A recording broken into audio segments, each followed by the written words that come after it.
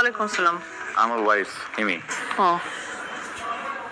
তপুর result দিল তো তো ওর জন্য একটা গিফট আনলাম, ভাবলাম ওয়াইফকেও নিয়ে আসি, আপনাদের সাথে দেখা করাই। তপুর রেজাল্ট শুনে গিফট নিয়ে আসছেন গিটার না? তপুর রেজাল্ট কি? সরি, মানে তপুর রেজাল্টটা কি? এ মাইনাস। হ্যাঁ, আমি শুনি নাই।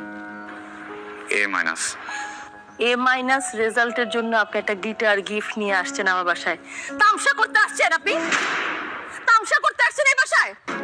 আপনাকে প্রথম দিন আমি বলি নাই যে আমি কিচ্ছু চাই না, কোনো কিছু চাই না, আমি শুধু একটা এ প্লাস চাই? বলি নাই আপনাকে? আপনি কোন মুখে একটা এ মাইনাস রেজাল্ট শুনে গিটার নিয়ে আসছেন এই বাসায়? আপনার আমি প্রতি মাসে গুনে গুনে 30,000 টাকা দিছি। টাকাটা তো হালাল ভাবে কামাই করতে হয়, তাই না? হালাল ভাবে কামাই করছেন? আমার বোন আমাকে ফোন করে আজকে এক কথা শুনেছে যে এত ভালো একটা টিচার রাখছো, কই তোমার ছেলে তো এ প্লাস পাইলো না, আর আমার ছেলে টিচার ছাড়াই এ প্লাস পাইলো। এই কথা শুনতে আমার ভালো লাগছে। আসলে ভুলটা না, টিচার ছাত্রী পড়াইতে গিয়ে প্রেম করে বিয়ে করে, সে আর কি পড়াবে? প্রেম ছাড়া তার কিছু জানে না। হ্যাঁ তপু, তপু, তপু, আমার ছেলে ওয়েস্ট, আমার ছেলে কার্মেলস, এই কথা আপনার মুখে ভাড়া কেন?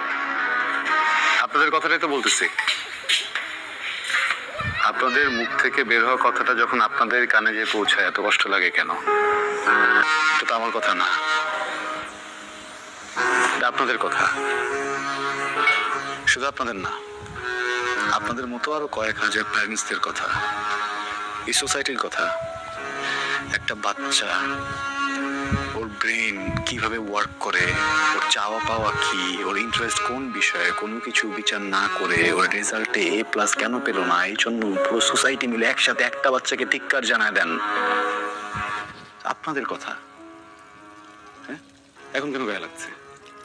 কেন গায়ে লাগছে বলেন না? কথা কেন বলছেন না বলেন? দেখেন, আপনার বাচ্চাটাকে আমি অনেকদিন পড়িয়েছি, কিন্তু আপনি ওকে যতদিন আপনার কাছে রেখেছেন হয়তো বা অতদিন রাখিনি, কিন্তু তারপরও আমি এখানে দাঁড়িয়ে চ্যালেঞ্জ করে বলতে পারি আপনাদের থেকে আপনাদের বাচ্চাকে আমি বেশি চিনি, আমি বেশি জানি, এতদিন ওকে আমি বেশি বুঝেছি। আপনার বাচ্চাকে আমি যখন পড়াতে এসেছিলাম প্রথম 7 বিষয়ে ফেল করা একটা স্টুডেন্ট ছিল। বোর্ড এক্সামের পরে এই একই স্টুডেন্ট একটা বিষয় ফেল করেনি, উত্তীর্ণ হয়েছে নিজে নিজে পরীক্ষা দিয়ে। আপনারা হুমড়ি খেয়ে পড়লেন কেন এ প্লাস পেলো না? কেউ কি একটাবার জিজ্ঞেস করেছেন 7 বিষয় ফেল করা স্টুডেন্টটা কিভাবে এ মাইনাস পেলো, কিভাবে পাস করলো, প্রত্যেকটা সাবজেক্টে কিভাবে পাস করলো?